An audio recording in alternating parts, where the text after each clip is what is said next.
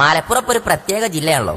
ആ പ്രത്യേക ജില്ലയായ മലപ്പുറം ജില്ലയിലെ ഒരു മദ്രസിന്റെ ഗേറ്റാണ് ഉസ്താദ് തുറന്ന് സലാം പറഞ്ഞ് കൈയൊടുത്ത് കുട്ടികളെ ഉള്ളിലേക്ക് കയറ്റുന്നത്. വളവന്നൂർ പൂന്തോട്ടപ്പടി മാങ്ങാട്ടിരിപ്പറമ്പിലെ സുല്ലമുൽ ഇസ്ലാം മദ്രസയാണിത്. ഈ മദ്രസിന് ഒരുപാട് പ്രത്യേകതകളുണ്ട്. അതുണ്ടാവുമല്ലോ, കാരണം ഒരു പ്രത്യേക ജില്ലയായ മലപ്പുറം ജില്ലയിലാണല്ലോ അതും. ആ പ്രത്യേകതകൾ കാണും മുമ്പ് നമ്മളെ വീഡിയോ ആദ്യമായിട്ട് കാണാണെന്നുണ്ടെങ്കിൽ മറ്റുള്ളവർക്കാണ് വിട്ടൊടുക്കി, നമ്മളൊപ്പം കൂടാത്തോലാണെന്നുണ്ടെങ്കിൽ ലക്ഷക്കണക്കിന് ആൾക്കാർ നിങ്ങൾ കാണുമ്പോൾ നമ്മളൊപ്പം കൂടിക്കോളി, അതിന് ഫോളോ ബട്ടണാണ് നെക്കിക്കോളി. എടുക്കുന്ന പാഠത്തിനെ കുറിച്ച് അന്തം വിട്ടിങ്ങനെ നിൽക്കണ്ട. അത് മനസ്സിലാക്കാൻ ടിവിയിൽ കുട്ടികൾക്ക് വീഡിയോ കാണിച്ചു കൊടുത്ത് ക്ലാസ് എടുക്കുന്ന മദ്രസ്. ക്ലാസ് മുറികളൊക്കെ എന്താ സെറ്റപ്പ്! കയറി ചെന്നത് CBSE നഴ്സറിക്കാണെന്ന് തോന്നും. മഞ്ഞയും പച്ചയും നിറത്തിലുള്ള കസാലയും ഡെസ്കും. ഉമ്മാക്കും ബാപ്പാക്കൊക്കെ കുട്ടികളെ വിവരം അറിയാൻ വിളിച്ചാൽ ലാൻഡ് ഫോൺ ഉണ്ട്, വൈഫൈ ഉണ്ട്. ഇവിടെ നിങ്ങളെ കുട്ടിന് ഒരു കുറുവാർത്തങ്കും കുട്ടികളെ പുറത്തക്കാരും വന്ന് കുട്ടികളെ കൊണ്ടുപോലട്ടോ. കാരണം ഫുള്ള് CCTV ആണ്. അങ്ങോട്ട് പറഞ്ഞാലും ഇങ്ങോട്ട് തിരിഞ്ഞാലും അതിൽ കാണും. ഓരോ ക്ലാസ്സിനും ഓരോ വെറൈറ്റി ഡിസൈൻ. പണ്ടൊക്കെ മദ്രസക്ക് ടവലോണ്ട് ഒരു കെട്ടി പായലല്ലേ ബുക്കും കൊണ്ട്. എന്നാ തോരീഖും തജ്വീദും ഖുർആനും ഒക്കെ ഒപ്പം നിരത്തി വെക്കണ്ട. ആവശ്യമുള്ളത് മാത്രം എടുത്ത് വെച്ചാൽ മതി മോൾക്ക്. നാ മറ്റേത് എന്ത് ചെയ്യും? താഴത്തേക്ക് വെക്കാൻ പറ്റുമോ? പറ്റൂലല്ലോ. അത് വെക്കാൻ ഈ ഡെസ്കിന്റെ താഴെ തന്നെ സൗകര്യമുണ്ട്.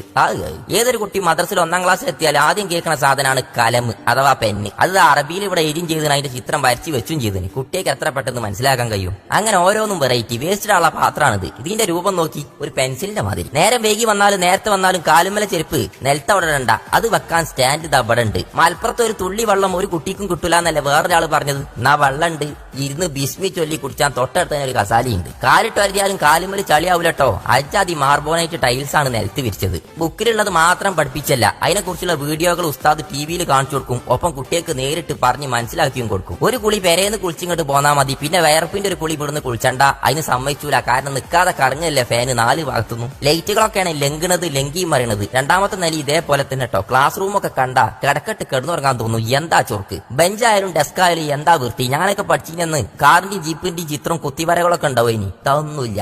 എന്തൊരു വൃത്തി! ഈ കാണുന്ന മനുഷ്യന്മാരെ പോലെ ഒരുപാട് മനുഷ്യന്മാരെ വേർപ്പും തലി ഇതിമലുണ്ട് ഒറ്റ നോട്ടത്തിൽ ഈ മദർസ് കണ്ടപ്പോ തന്നെ എനിക്ക് മനസ്സിലായി. ഉദു എടുത്ത് നിസ്കാരം നേരത്തിന് നിസ്കരിച്ചു കഴിഞ്ഞ് മുസല്ല മടക്കി ഊട്ടി ഇറങ്ങാൻ ചെറിയൊരു നിസ്കാരപ്പള്ളി ഉണ്ട് കേട്ടോ. ചെടികള്, പൂക്കള്, അലങ്കാരത്തിന്റെ മിന്നി മറയുന്ന ലൈറ്റുകൾ, കട്ട വീർച്ച മുറ്റം, കരുതലിന്റെ കാവലാളായി അറിവ് പകർന്നു തരാൻ ഉസ്താദുമാരും. ഇത്രയും പൈസ എങ്ങനെ ഞങ്ങൾ ഉണ്ടാക്കിയത്? അറബിന്റെ ഫണ്ടാണോ എന്ന് ഈ നാട്ടുകാരോട് ചോദിച്ചപ്പോ മുന്നേ ഈ മദർസിൽ പഠിച്ച ഇന്ന് ഇവിടെ മക്കളെ ചേർത്ത് പഠിപ്പിച്ചനെ ഇവര് പറയണത് ഒരു ഉറുപ്പ്യ പുറത്തുനിന്നില്ല, ഒക്കെ ഞങ്ങളെ നാട്ടുകാരെ പൈസ തന്നെയാണ്. അതും കടലിന്റെ അക്കരെ നാട്ടിൽ നിന്ന് നമ്മളെ വീഡിയോ കാണുന്ന ഈ വീഡിയോയിൽ ഇല്ലാതെ പോയ പ്രവാസികളായ നന്മ മനസ്സുകൾ ഓലാണ് ഓരോ നാടിന്റെയും കരുത്ത്. അതുപോലെ ഈ നാടിന്റെ പവർ ഓലാണ്. ഓല സഹായം കൊണ്ടാണ് ഇതൊക്കെ ഇക്കൊലത്തിലായത്. അതിന്റെ പുറം ഇക്കൊലത്തിലാക്കാൻ വേണ്ടി മണ്ടിപ്പാഞ്ഞ് നടന്നേ നാട്ടിലുള്ള പല ആളുകളുടെ സ്കൂളുകൾ നന്നാക്കാൻ ഫണ്ട് സർക്കാർ കൊടുക്കും.